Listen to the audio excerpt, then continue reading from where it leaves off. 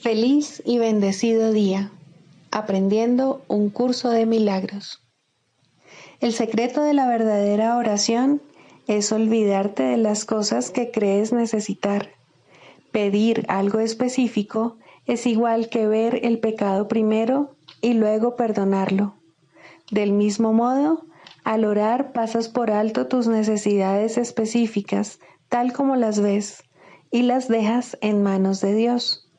Ahí se convierten en los regalos que le haces, pues le dicen que no antepondrás otros dioses a Él, ni que quieres otro amor que el suyo. Este libro es un comienzo, no un final. Del prefacio que postula, párrafo 9. La percepción es una función del cuerpo y por lo tanto supone una limitación de la conciencia. La percepción ve a través de los ojos del cuerpo y oye a través de sus oídos. Produce las limitadas reacciones que éste tiene. El cuerpo aparenta ser, en gran medida, automotivado e independiente, mas en realidad solo responde a las intenciones de la mente. Si la mente lo utiliza para atacar, sea de la forma que sea, el cuerpo se convierte en la víctima de la enfermedad, la vejez y la decrepitud. Si la mente, en cambio, acepta el propósito del Espíritu Santo, el cuerpo se convierte en un medio eficaz de comunicación con otros, invulnerable mientras se le necesite, que luego sencillamente se descarta cuando deja de ser necesario. De por sí, el cuerpo es neutro, como lo es todo en el mundo de la percepción. Utilizarlo para los objetivos del ego o para los del Espíritu Santo depende enteramente de lo que la mente elija. Introducción. Este es un curso de milagros. Es un curso obligatorio. Solo el momento en que decides tomarlo es voluntario. Tener libre albedrío no quiere decir que tú mismo puedas establecer el plan de estudios. Significa únicamente que puedes elegir lo que quieres aprender en cualquier momento dado. Este curso no pretende enseñar el significado del amor, pues eso está más allá de lo que se puede enseñar. Pretende, no obstante, despejar los obstáculos que impiden experimentar la presencia del amor, el cual es tu herencia natural. Lo opuesto al amor es el miedo, pero aquello que todo lo abarca no puede tener opuestos. Este curso puede, por lo tanto, resumirse muy simplemente de la siguiente manera. Nada real puede ser amenazado. Nada irreal existe. En esto radica la paz de Dios. Capítulo 1. El significado de los milagros. Primero, principios de los milagros. Principio 4. Todos los milagros significan vida, y Dios es el dador de la vida. Su voz te guiará muy concretamente. Se te dirá todo lo que necesitas saber. Capítulo 7. Los regalos del reino. 9. La extensión del reino. Solo tú puedes limitar tu poder creativo, aunque la voluntad de Dios es liberarlo. No es su voluntad que te prives a ti mismo de tus creaciones, de la misma manera en que tampoco es su voluntad privarse a sí mismo de las suyas. no prives a la filiación de tus regalos o te privarás a ti mismo de Dios.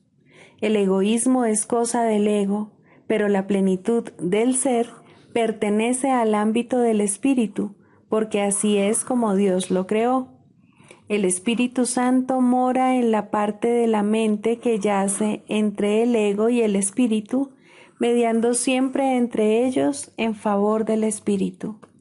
Para el ego eso es ser parcial y reacciona como si algo estuviese contra él. Para el espíritu eso es la verdad, porque el espíritu conoce su propia llenura y no puede concebir que haya alguna parte de la que él esté excluido. El espíritu sabe que la conciencia de todos sus hermanos está incluida en su propia conciencia, tal como está incluida en Dios. El poder de toda la filiación y de su Creador es, por lo tanto, la propia llenura del Espíritu que hace que sus creaciones sean igualmente plenas e igualmente perfectas. El ego no puede prevalecer contra una totalidad que incluye a Dios, y toda totalidad tiene que incluir a Dios. Dios le da todo su poder a todo lo que Él creó, porque ello forma parte de Él y comparte su ser con Él. Crear es lo opuesto a perder, tal como la bendición es lo opuesto al sacrificio. El ser tiene que ser extendido. Así es como conserva el conocimiento de sí mismo.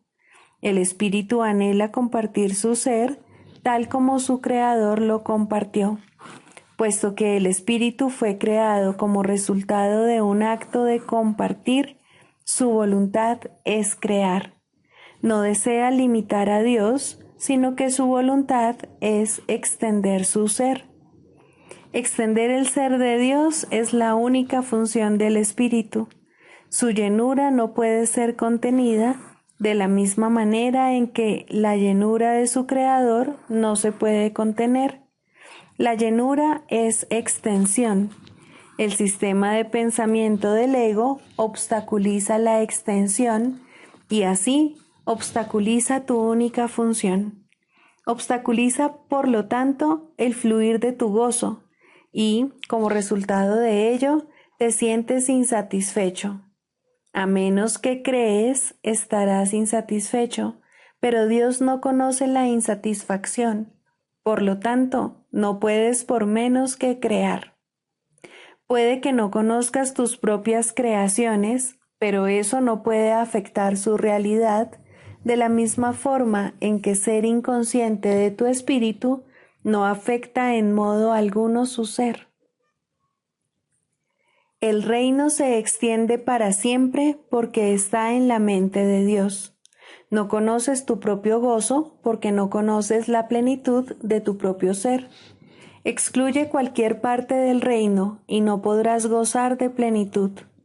Una mente dividida no puede percibir su llenura y necesita que el milagro de su plenitud alboree en ella y la cure.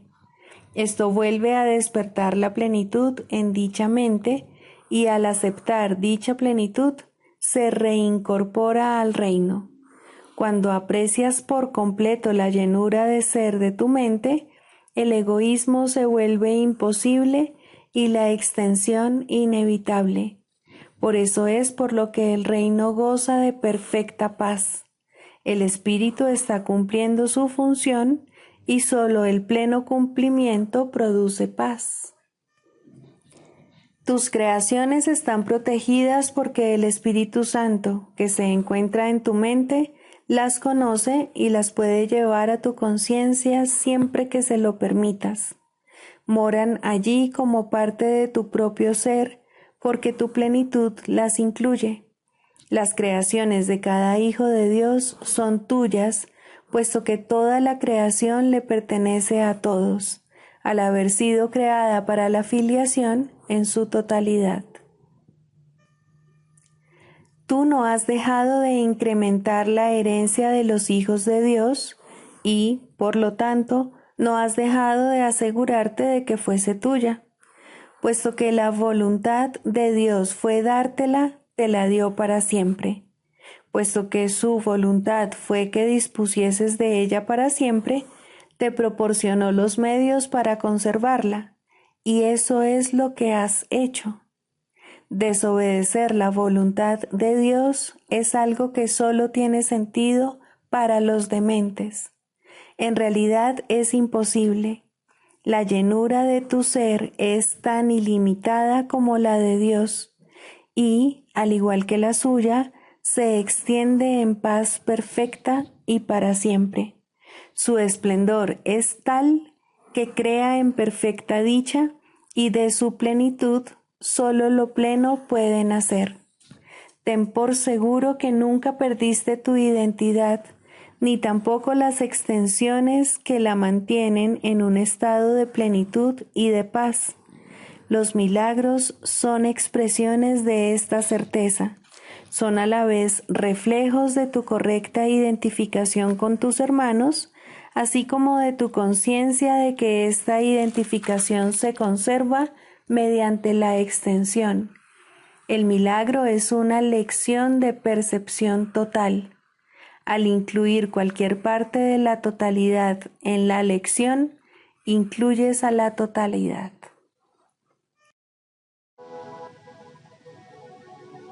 Libro de ejercicios, lección 71. Solo el plan de Dios para la salvación tendrá éxito. Tal vez aún no te hayas percatado de que el ego ha urdido un plan para la salvación que se opone al de Dios. Ese es el plan en el que crees. Dado que es lo opuesto al de Dios, crees también que aceptar el plan de Dios en lugar del ego es condenarte. Esto, desde luego, parece absurdo. Sin embargo, una vez que hayamos examinado en qué consiste el plan del ego, quizá te des cuenta de que, por muy absurdo que parezca, es ciertamente lo que crees.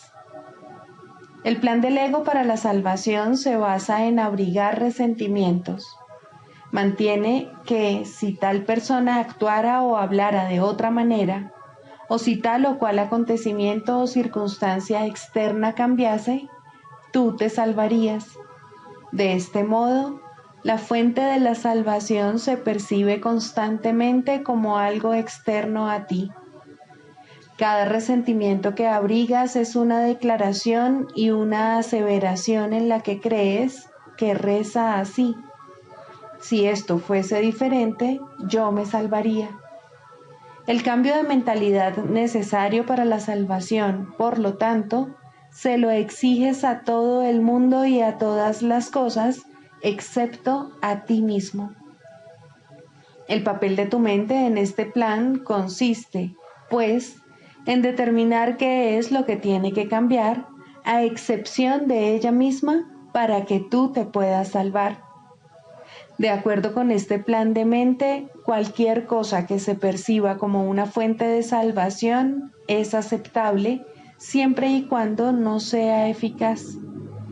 Esto garantiza que la infructuosa búsqueda continúe, pues se mantiene viva la ilusión de que, si bien esta posibilidad siempre ha fallado, aún hay motivo para pensar que podemos hallar lo que buscamos en otra parte y en otras cosas. Puede que otra persona nos resulte mejor, otra situación tal vez nos brinde el éxito. Tal es el plan del ego para la salvación. Seguramente habrás notado que está completamente de acuerdo con la doctrina básica del ego que reza: busca pero no halles. Pues, ¿qué mejor garantía puede haber de que no hallarás la salvación que canalizar todos tus esfuerzos buscándola donde no está? El plan de Dios para la salvación es eficaz sencillamente porque bajo su dirección buscas la salvación allí donde ésta se encuentra. Pero si has de tener éxito, como Dios promete que lo has de tener, tienes que estar dispuesto a buscarla solo allí. De lo contrario, tu propósito estará dividido e intentarás seguir dos planes de salvación que son diametralmente opuestos en todo. El resultado no podrá ser otro que confusión, infelicidad, así como una profunda sensación de fracaso y desesperación. ¿Cómo puedes librarte de todo esto? Muy fácilmente. La idea de hoy es la respuesta. Solo el plan de Dios para la salvación tendrá éxito. En esto no puede haber realmente ningún conflicto porque no existe ninguna alternativa al plan de Dios que te pueda salvar. El suyo es el único plan cuyo desenlace es indudable. El suyo es el único plan que tendrá éxito. Que nuestra práctica de hoy consista en reconocer esta certeza y regocijémonos de que haya una respuesta para lo que parece ser un conflicto sin solución. Para Dios todo es posible. Alcanzarás la salvación por razón de su plan, el cual no puede fallar. Comienza hoy tus 2 sesiones de práctica más largas pensando en la idea de hoy y observando que consta de 2 partes, las cuales contribuyen en igual medida al todo. El plan de Dios para tu salvación tendrá éxito, pero otros planes no. No permitas que la segunda parte te cause depresión o enfado, pues esa parte es inherente a la primera, y la primera te releva totalmente de todos tus intentos descabellados y de todos tus planes dementes para liberarte a ti mismo. Todos ellos te han llevado a la depresión y a la ira, pero el plan de Dios triunfará. Su plan te conducirá a la liberación y a la dicha. Teniendo esto presente, dediquemos el resto de las sesiones de práctica más largas a pedirle a Dios que nos revele su plan. Preguntémosle muy concretamente: ¿qué quieres que haga? ¿A dónde quieres que vaya? ¿Qué quieres que diga? ¿Y a quién? Deja que Él se haga cargo del resto de la sesión de práctica y que te indique qué es lo que tienes que hacer en su plan para tu salvación.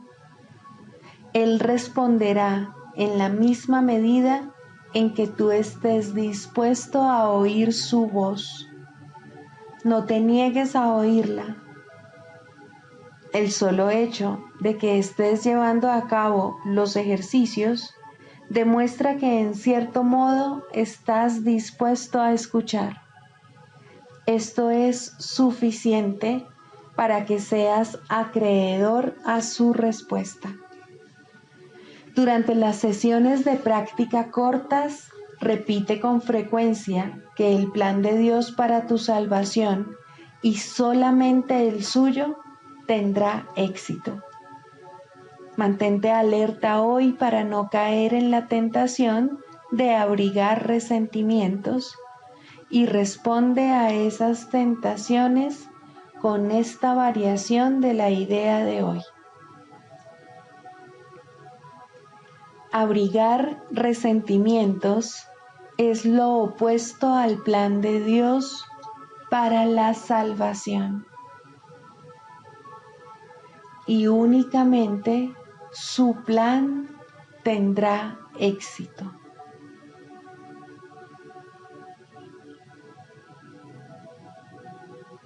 Trata de recordar la idea de hoy unas 6 o 7 veces por hora. No puede haber mejor manera de pasar medio minuto o menos que recordando la fuente de tu salvación y viéndola allí donde se encuentra.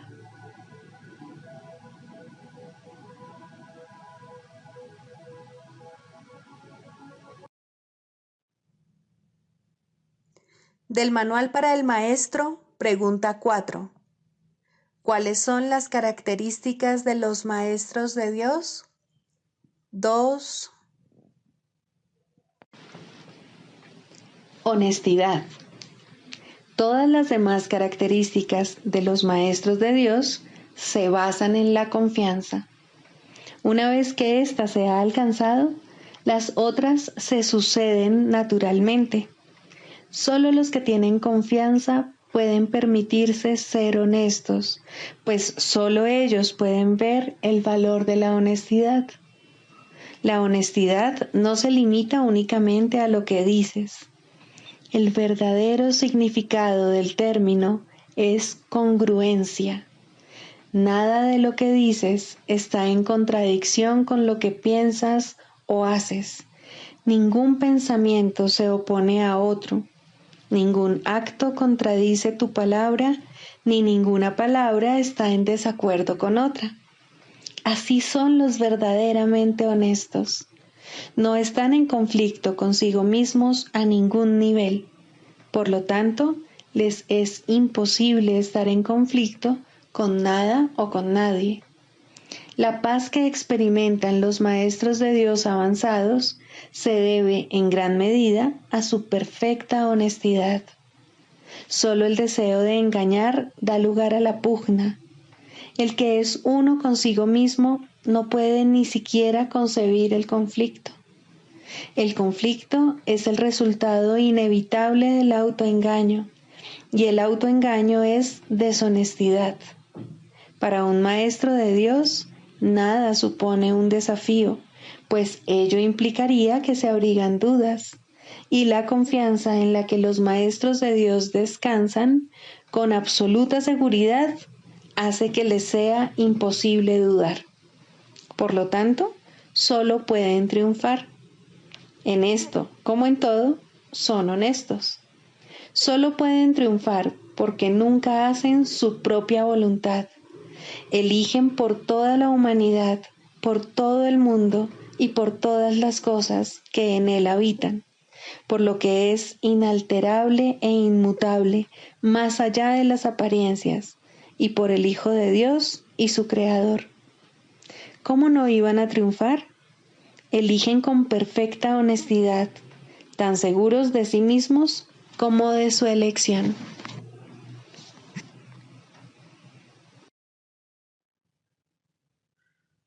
Manual para el Maestro, pregunta 12. ¿Cuántos maestros de Dios se necesitan para salvar el mundo? La respuesta a esta pregunta es uno solo. Un maestro absolutamente perfecto que haya completado su aprendizaje es suficiente.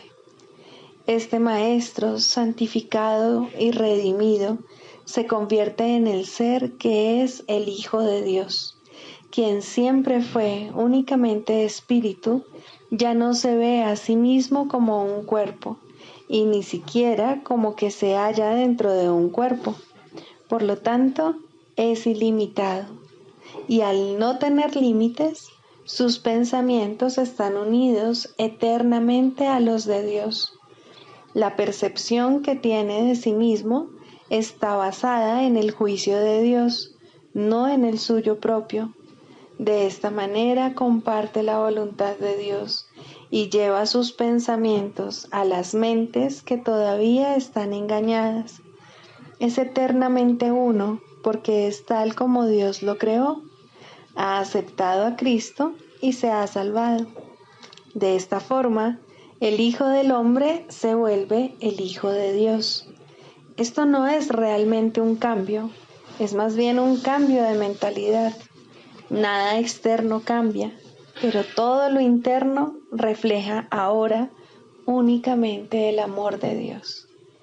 Ya no hay que temer a Dios, pues la mente no ve ninguna razón para el castigo. Los maestros de Dios aparentan ser muchos, pues eso es lo que necesita el mundo. Mas al estar unidos en un solo propósito, el cual comparten con Dios, ¿cómo podría haber separación entre ellos? ¿Qué importa entonces si se presentan de muchas maneras? Sus mentes son una, y así su unión es total. Y Dios opera ahora a través de ellos cual uno solo, pues eso es lo que son. ¿Por qué es necesaria la ilusión de que hay muchos? Únicamente porque para los ilusos la realidad no es comprensible. Son muy pocos los que pueden oír la voz de Dios, y ni siquiera estos pueden comunicar sus mensajes directamente por medio del Espíritu que se los dio. Necesitan un medio a través del cual puedan comunicarse con aquellos que no se dan cuenta de que son espíritus. Un cuerpo que éstos puedan ver, una voz que comprendan y escuchen sin el temor que la verdad suscitaría en ellos. No olvides que la verdad solo puede llegar allí donde se le da la bienvenida sin temor. Por eso es por lo que los maestros de Dios necesitan un cuerpo, pues de otra manera su unidad no se podría reconocer directamente. Lo que convierte a los maestros de Dios en maestros es su reconocimiento del verdadero propósito del cuerpo. A medida que avanzan en su profesión, se afianzan más y más en la certeza de que la función del cuerpo no es otra que la de permitir que la voz de Dios hable a través de ellos a otros oídos humanos. Estos oídos llevarán a la mente del oyente mensajes que no son de este mundo, y la mente entenderá debido a su origen. Como resultado de este entendimiento, este nuevo Maestro de Dios reconocerá cuál es el verdadero propósito del cuerpo, la única utilidad que realmente tiene. Esta lección basta para dejar que entre el pensamiento de unidad, y lo que es uno se reconoce como uno. Los maestros de Dios parecen compartir la ilusión de la separación, pero por razón del uso que hacen del cuerpo, no creen en la ilusión a pesar de las apariencias. La lección fundamental es siempre esta: el cuerpo se convertirá para ti en aquello para lo que lo uses. Úsalo para pecar o para atacar, que es lo mismo, y lo verás como algo pecaminoso. Al ser algo pecaminoso es débil, y al ser débil sufre y muere. Úsalo para llevar la palabra de Dios a aquellos que no la han oído, y el cuerpo se vuelve santo. Al ser santo no puede enfermar ni morir. Cuando deja de ser útil, se deja a un lado. Eso es todo. La mente toma esta decisión, así como todas las que son responsables de la condición del cuerpo. El Maestro de Dios, no obstante, no toma esta decisión por su cuenta. Hacer eso sería conferirle al cuerpo un propósito distinto del que lo mantiene santo. La voz de Dios dirá cuándo ha llevado a término su cometido, tal como le dice cuál es su función. Mas Él no sufre, tanto si se va como si se queda. Ahora es imposible que pueda enfermar. La unicidad y la enfermedad no pueden coexistir. Los maestros de Dios eligen ver sueños por un tiempo. Es una elección consciente, pues han aprendido que toda elección se hace conscientemente, con pleno conocimiento de sus consecuencias. El sueño afirma lo contrario, pero ¿quién pondría su fe en sueños una vez que los has reconocido como tales? Ser conscientes de que están soñando es la verdadera función de los maestros de Dios, quienes observan a los personajes del sueño ir y venir, variar y cambiar, sufrir y morir, mas no se dejan engañar por lo que ven. Reconocen que considerar a una de las figuras del sueño como enferma y separada no es más real que considerarla saludable y hermosa. La unidad es lo único que no forma parte de los sueños, y esta unidad, que indudablemente les pertenece, es lo que los maestros de Dios reconocen como lo que se encuentra tras el sueño, más allá de toda apariencia.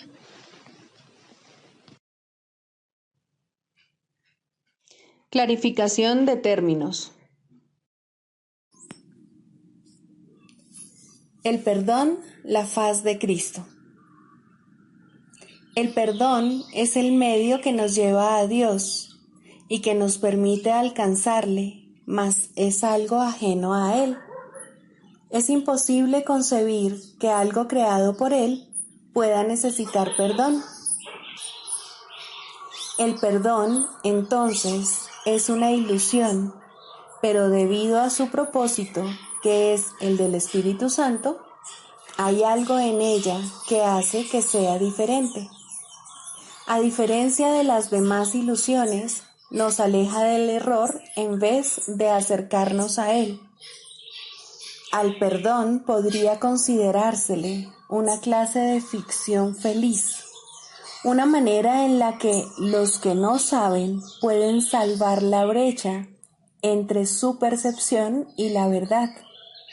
No pueden pasar directamente de la percepción al conocimiento, porque no creen que esa sea su voluntad.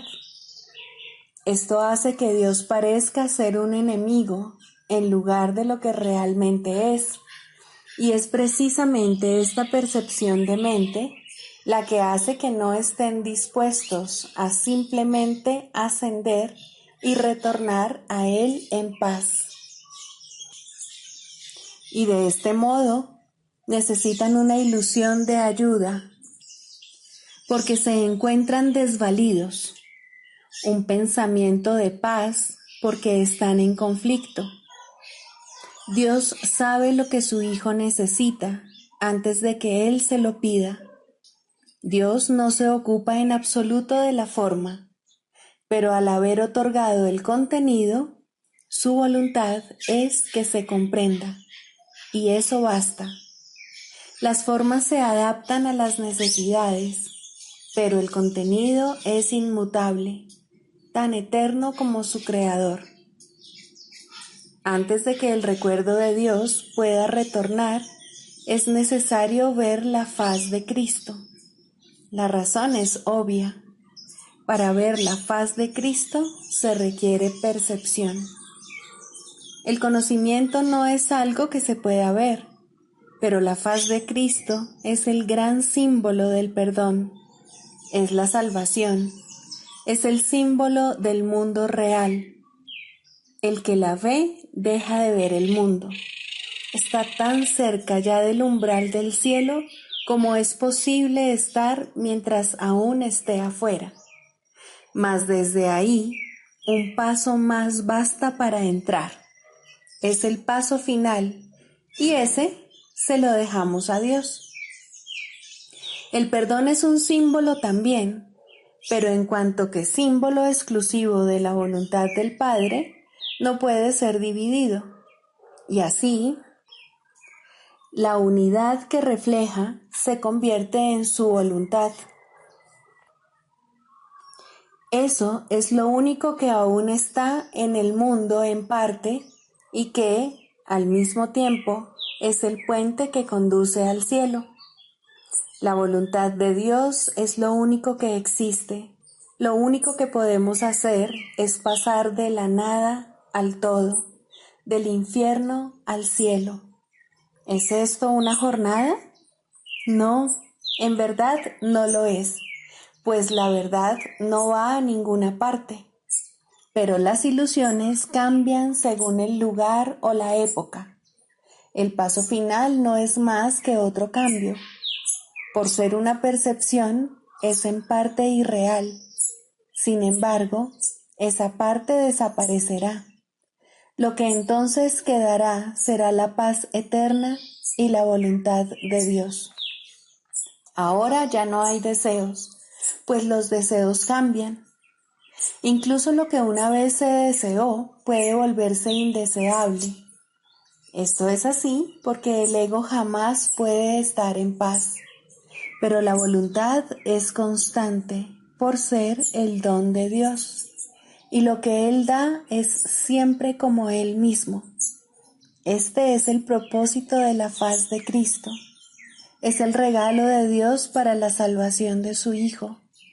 Contempla únicamente esto y habrás sido perdonado. Cuán hermoso se vuelve el mundo en ese instante en el que ves la verdad acerca de ti mismo reflejada en Él. Ahora estás libre de pecado y contemplas tu impecabilidad. Ahora eres santo y así lo percibes.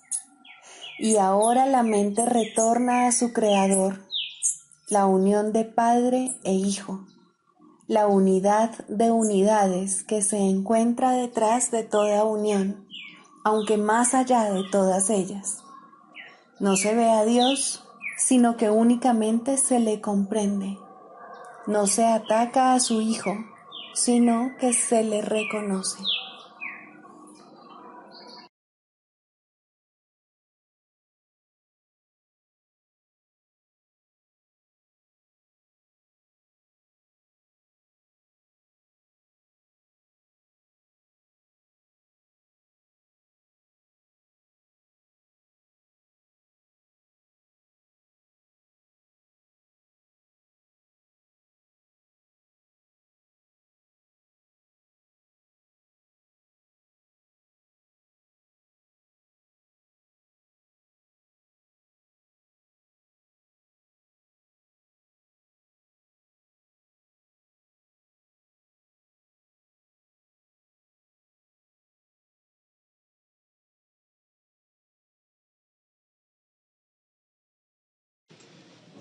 Sexto, ¿cómo se define la sanación?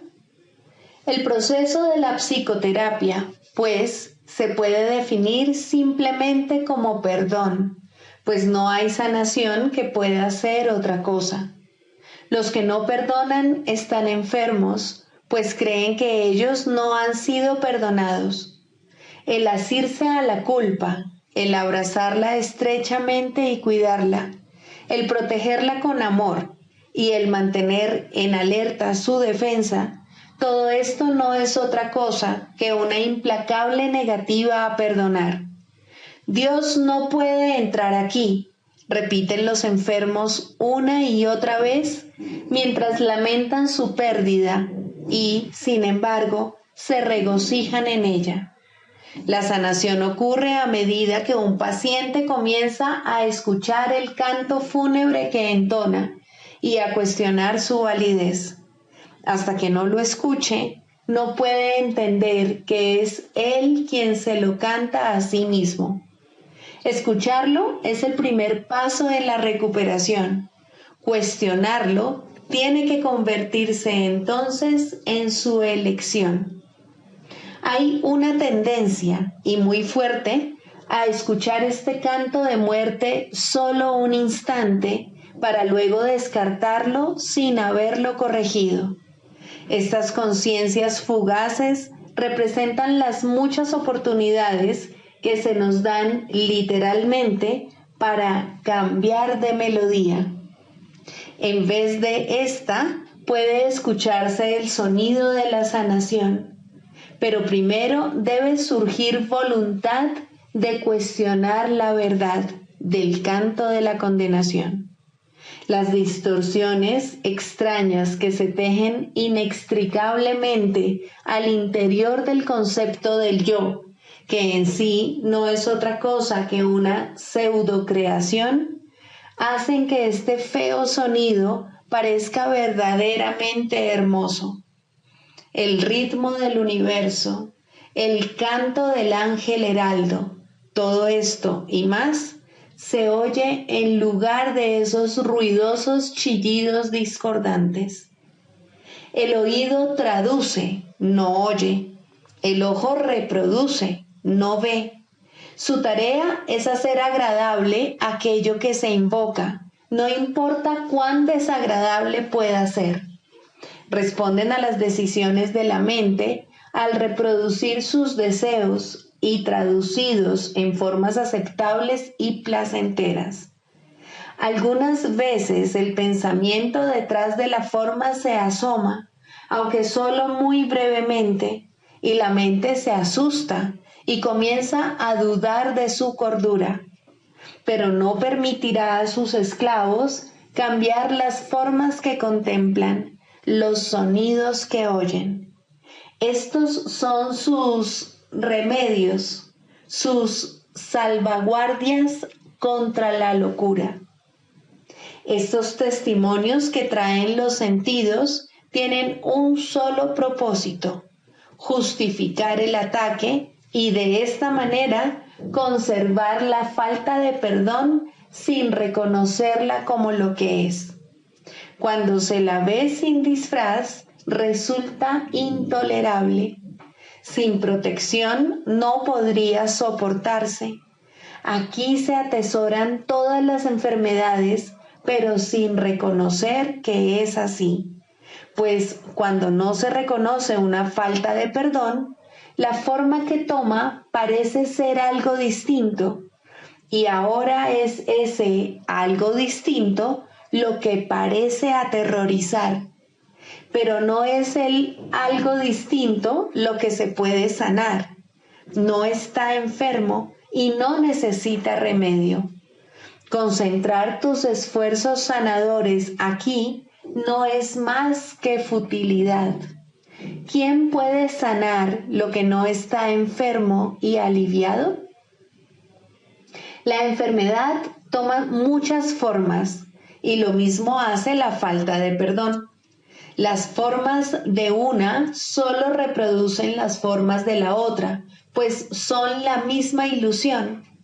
Tan fielmente la una se traduce en la otra que un estudio cuidadoso de la forma de una enfermedad revelará con bastante claridad la forma de falta de perdón que representa. Sin embargo, ver esto no efectuará una sanación. Eso se logra mediante un solo reconocimiento, que solo el perdón sana una falta de perdón, y solo una falta de perdón puede ser el origen de cualquier clase de enfermedad. Esta comprensión es la meta final de la psicoterapia. ¿Cómo se alcanza? El terapeuta ve en el paciente todo lo que no ha perdonado en sí mismo y de esta manera se le da otra oportunidad de mirarlo, someterlo a una nueva evaluación y perdonarlo.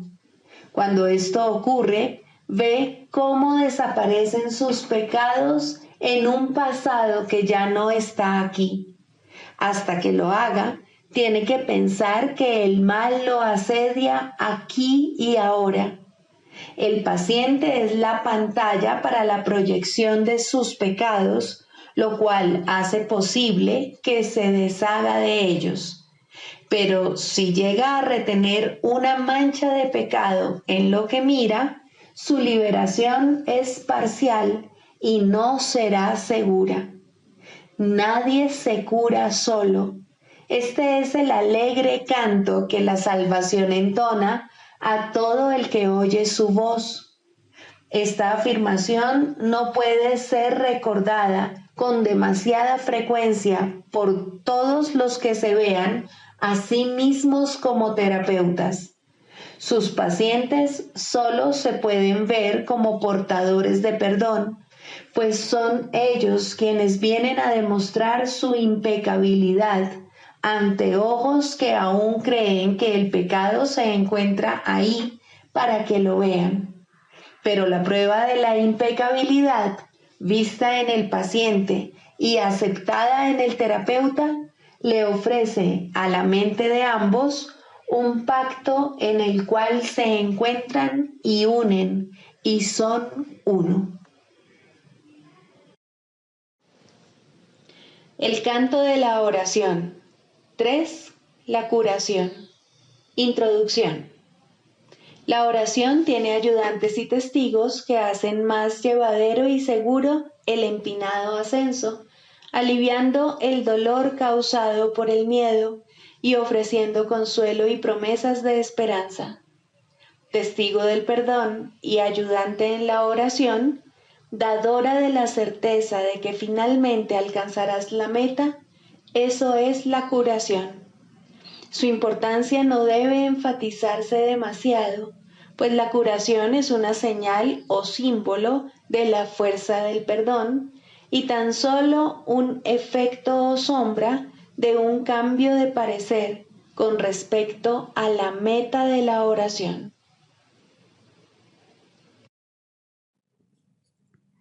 Sigamos a Jesús haciendo del perdón algo tan natural como respirar y algo tan vital como el aire. Amén.